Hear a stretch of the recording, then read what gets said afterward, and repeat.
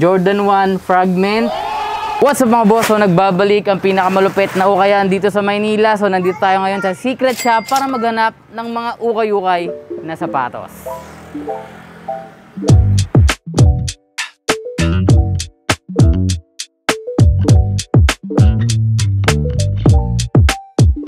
Okay, meron ditong 7 plastic. Nabubuksan natin pero maraming bago kahit dito sa mga sides. So ang gagawin natin, 2 plastic, tapos pasok tayo dun sa loob. Marami ko ipapakita sa inyo. Tapos bukas ulit tayo 2 plastic. Pero ngayon, nandito, tapos samahan nyo ako sa mga naghahanap dyan ng Kyrie Shisha Ball. Alam nyo to, Secret Shop. Madalas may mga Kyrie dito.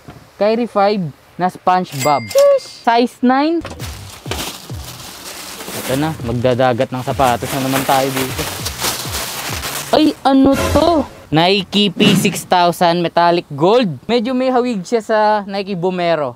Ayan o, tingnan nyo, diba? Size 10. Medyo konti yung laman nung unang plastic, pero meron ditong Vapor Max na Flyknit, tsaka mga Adidas. Ito mga Asics. Woo!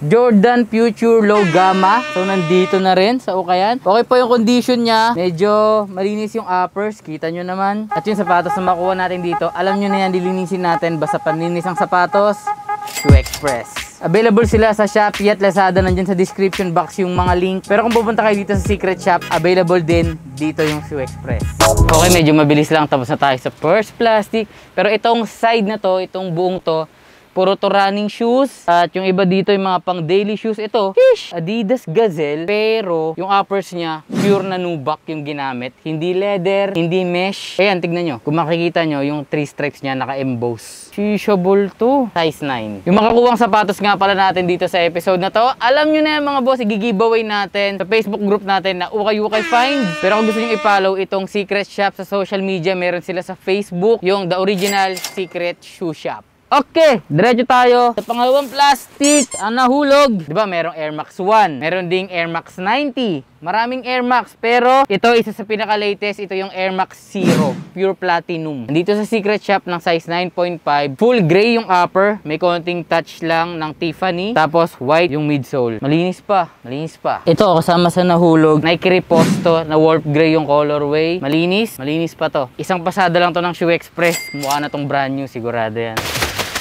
OMG! Shisha Ball. Nung nakaraan nakuha natin Nike Air Max 97. Meron na naman dito. Pero ito yung Nike Air Max 97 Starburst. Yun no. Ang ganda ng pagkakagawa dito. Imbis na single swoosh lang yun nandito, ito yung multiple swoosh na logo ng Nike. Tapos yung uppers niya, may translucent na part dito. Shisha Ball. Medyo colorful siya. Yung dating niya sa akin, Beng, yung parang super sticks na fruity. Diba?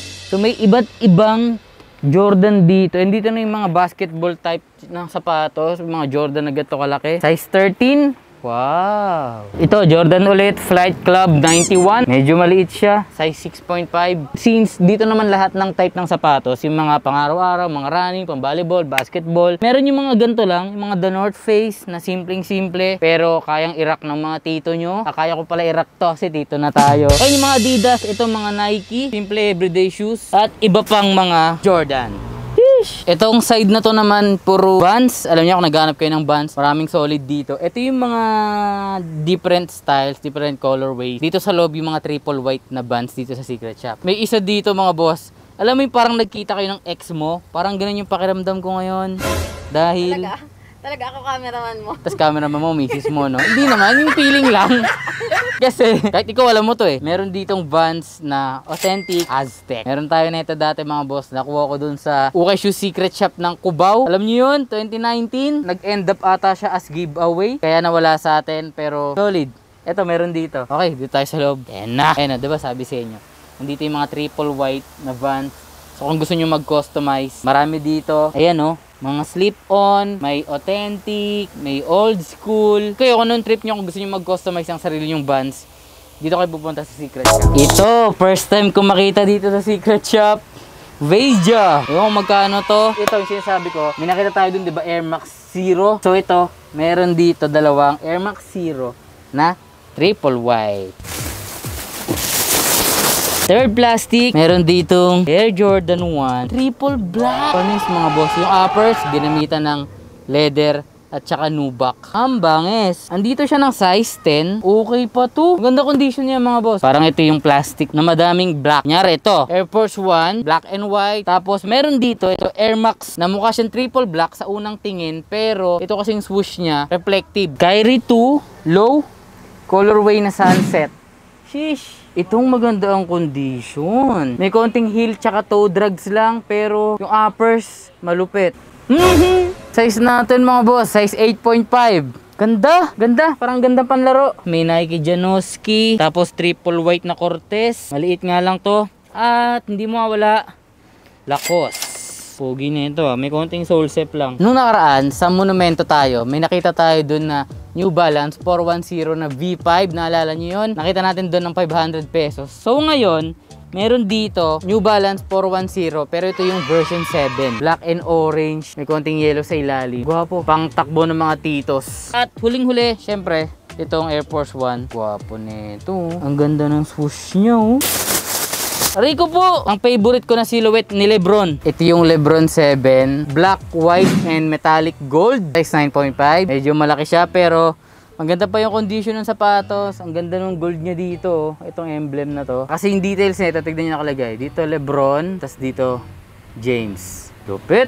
Bili mo sana yan kung Apollo James nakalagay. Kung Apollo James ang nakalagay dito, binili ko na to. Ito na nga, kasi diba nung nakaraan, nasa monumento tayo, may nakita tayo doon na Lebron 17, tas may nakasulat. So nagiging ting na ata talaga siya ngayon na yung mga basketball shoes sinusulatan dito. So ito nakalagay 8 Kobe Bryant 24. Tas dito GG Bryant 2. Tapos sakto na ngayong araw nung sinut natin to, kanina in-unveil yung bagong statue ni Kobe sa Los Angeles. Jordan, pang basketball na naman. Madami. Itong secret shop talaga. Promise hindi mawawala ng Jordan kapag new arrival. Pasok tayo sa loob. Dito sa loob, medyo matagal ko na to nakikita dito sa secret shop. Itong Jordan 1. Jordan 1 fragment nasa ukay.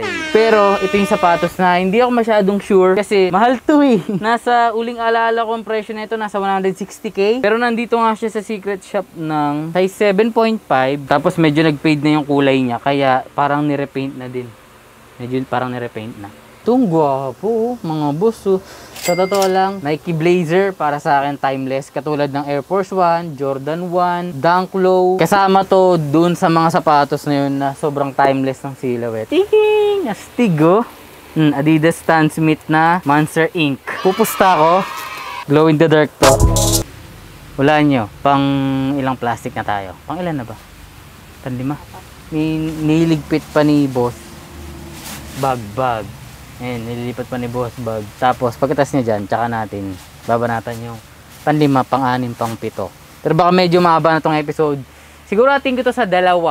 Tapos, kita-kita ulit tayo bukas. Pero ang new arrival nito, mga binubuksan natin, 'di ba? Yung shoot ko to ngayong Biyernes. Upload ko to ng Sabado, itong part 1. Tapos baka upload ko ng Linggo yung part 2. Pero sa Linggo, yung arrival na dito sa secret shop. Lahat ng binidyo natin nandito na. Ayan, habang hinihintay natin si Boss Bag, may mga pang-baby dito.